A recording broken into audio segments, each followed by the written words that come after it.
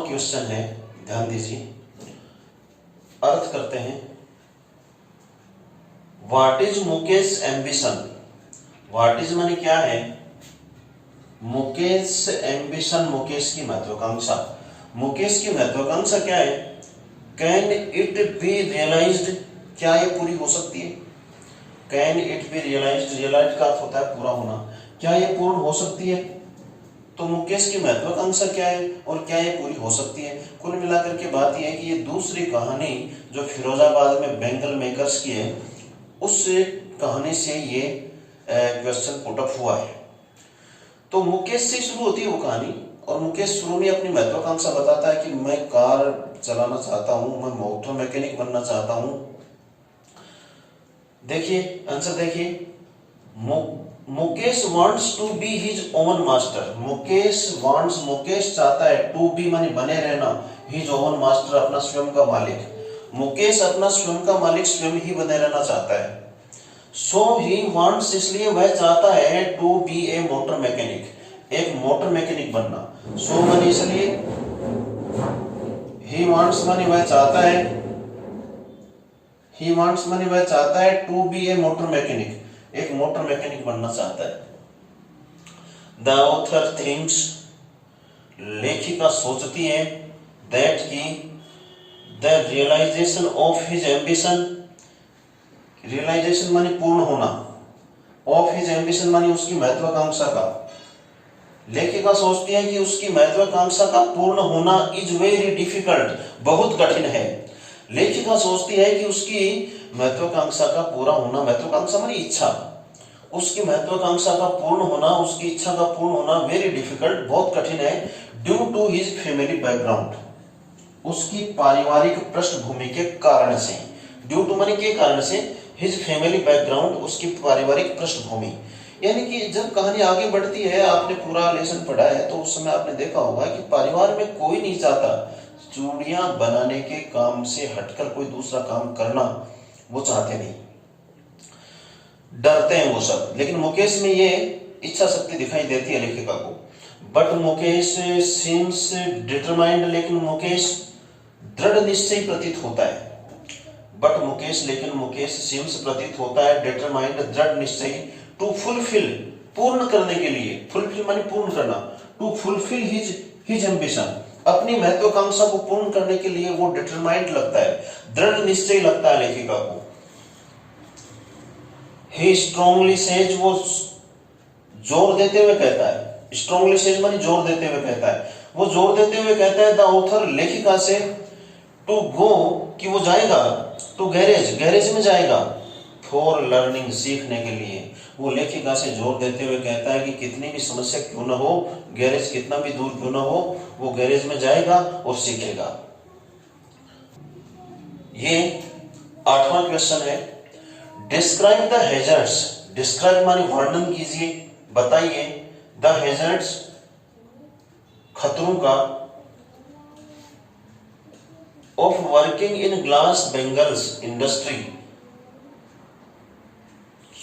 Glass bangles industry, कांच की चूड़ियां बनाने के उद्योग में काम करते हुए,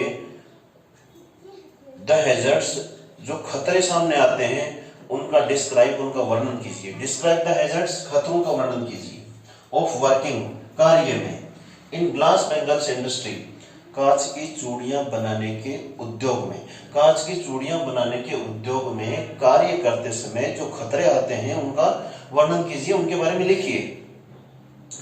तो आंसर में आइए, द बेंगल मेकर्स,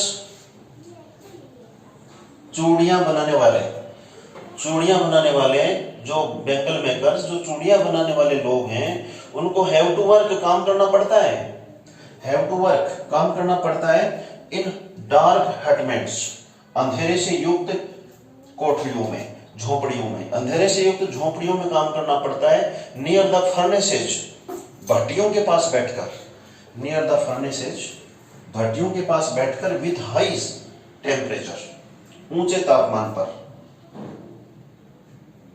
कांच की चूड़ियों के उद्योग में काम करने वाले जो लोग हैं, बेंगल मेकर्स जो हैं, उनको भट्टियों के पास बैठकर ऊंचे तापमान पर वहां काम करना पड़ता है। विदाउट एयर, बिना हवा के, विदाउट एयर एंड लाइट, बिना हवा और प्रकाश के। इट अफेक्ट्स, ये प्रभावित करता है, यानी ये तापमान, देम, उन्हें, बैडली, बुरी तरह से। ये जो वो अंधेरे से युक्त कोठरियों में, उन झोपड़ियों में जिनमें प्रकाश नहीं पहुंचता, हवा नहीं पहुंचती, वहां बैठकर ऊंचे तापमान पर वो जब काम करते हैं, तो ये जो उच्च तापमान है, हाई टेम्परेचर है, इट अफेक्ट्स देम, ये उन्हें प्रभावित करता है, बैडली, बुरी तरह से प्रभावित करता है। The dust of polishing glass, कांच को चमकाते समय जो डस्ट उड़ती है, कांच का बुरादा उड़ता है। पॉलिशिंग ग्लास बेंगल्स, कांच की चूड़ियों को चमकाते समय, उनकी घिसाई करते समय जो डस्ट उड़ती है, जो कांच का बुरादा उड़ता है, वो मैक्स देम, मैक्स मानी कर देता है, बना देता है, देम, उनको, ब्लाइंड, अंधा बना देता है उनको, सो अर्ली, बहुत जल्दी, यानी कि एडल्ट एज लिखा है पाठ में, एडल्ट होने तक वो लोग अंधे हो जाते हैं। तो ये 9वां क्वेश्चन है, can a god given lineage ever be broken, ये फिर लेसन से ली गई एक लाइन है और इससे क्वेश्चन बना है। Can a god given lineage ever be broken, कि क्या भगवान द्वारा तय की गई कोई परिपाटी, कोई परंपरा तोड़ी जा सकती है? ये बात मुकेश की दादी कहती है लेखिका से। जब लेखिका मुकेश के विषय में कुछ चर्चा करती है या फिर उनकी जो दशा है उसके बारे में चर्चा करती है, तो मुकेश की दादी इसी तरह की निराशावादी सी बात करती है कि भगवान ने हमारी जो लाइनेज परंपरा तय कर दी है हम लोगों की, क्या हम उसे तोड़ सकते हैं, परिवर्तित कर सकते हैं? तो can a god given lineage ever be broken, कि क्या भगवान द्वारा तय की गई परिपाटी या परंपरा, गॉड गिवन लाइनेज का अर्थ लिखिए, भगवान द्वारा तय की गई परंपरा या परिपाटी, कैन एवर बी ब्रोकन, क्या कभी तोड़ी जा सकती है? Why does मुकेश ग्रैंडमदर से सो, इसी से क्वेश्चन बना है कि why does Mukesh grandmother, Mukesh की दादी माँ why से सो, ऐसा क्यों कहती है? से मानी कहती है, सो मानी ऐसा, और why क्यों कहती है ऐसा? तो देखिए सीधी सी बात है कि वो एक डेस्टिनी में बिलीव करने वाली महिला है, वो हर हालत में भाग्य का लिखा हुआ मानती है, सुख दुख सारा। तो मुकेश ग्रैंडमदर, मुकेश की दादी माँ सेज सो माने ऐसा कहती है। मुकेश की दादी माँ ऐसा कहती है बिकॉज, क्योंकि she believes in destiny, she beliefs मानी वह विश्वास करती है, इन डेस्टिनी मानी भाग्य में, क्योंकि वो भाग्य में विश्वास करती है। शी थिंक्स दैट, वो सोचती है कि, शी थिंक्स मानी वह सोचती है, दैट मानी की, क्या सोचती है वो, like all other Bengal makers, अन्य सभी चूड़ी बनाने वाले लोगों की तरह, अन्य सभी चूड़ी बनाने वाले, अरे वहां लेखिका ने देखा था कि सब जगह निराशावादी विचार व्याप्त हैं, तो अन्य चूड़ी बनाने वाले लोगों की भांति मुकेश की दादी माँ भी सोचती है कि इट वाज देयर डेस्टिनी, कि ये उनका भाग्य ही तो था। इट वाज मानी ये था, देयर डेस्टिनी, उनका भाग्य, टू बी बोर्न, कि उनका जन्म हुआ, in the family of Bengal makers, चूड़ियां बनाने वाले लोगों के परिवार में। मुकेश की दादी माँ भी यही सोचती है कि उनका भाग्य की बात है कि उनका जन्म चूड़ियां बनाने वाले इन परिवारों में हुआ। सो इसलिए दे हैव टू लिव, तो उन्हें तो रहना ही पड़ता है ना, हैव टू लिव, रहना पड़ता है, इन पॉवर्टी, गरीबी में जीवन जीना पड़ता है, क्योंकि ये भाग्य की बात है। मुकेश की दादी माँ का यही विश्वास कि भाग्य था तभी तो इन परिवारों में जन्म हुआ, और भाग्य में तो लिखा है, इसलिए ये गरीबी में जीवन जीना ही है। दे हैव टू सफर, वो मानती है कि उन्हें तो पीड़ा भोगनी है, हैव टू सफर, उन्हें पीड़ित होना है, फ्रॉम स्टारवेशन, भूखमरी से।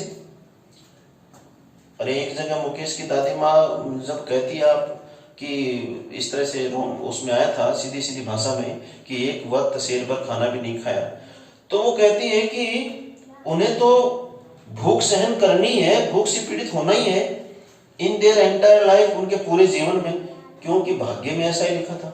उनका जन्म भाग्यवश चूड़ियां बनाने वाले लोगों के परिवारों में हुआ, तो उन्हें भूख भी सहन करनी पड़ेगी, भूखमरी का भी शिकार होना पड़ेगा।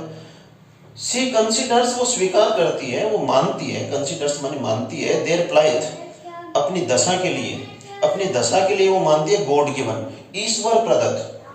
वो अपनी दशा को गॉड गिवन मानती है कि भगवान ने तय कर दिया वही होना है। वो अपनी दशा को भगवान का दिया हुआ मानती है, गॉड गिवन मानती है। विच दे कैन नॉट ब्रेक, जिन्हें वो तोड़ नहीं सकते, यानी भगवान ने तय कर दिया वो इसे बदल नहीं सकते। ऐसा मुकेश की दादी माँ का विश्वास है।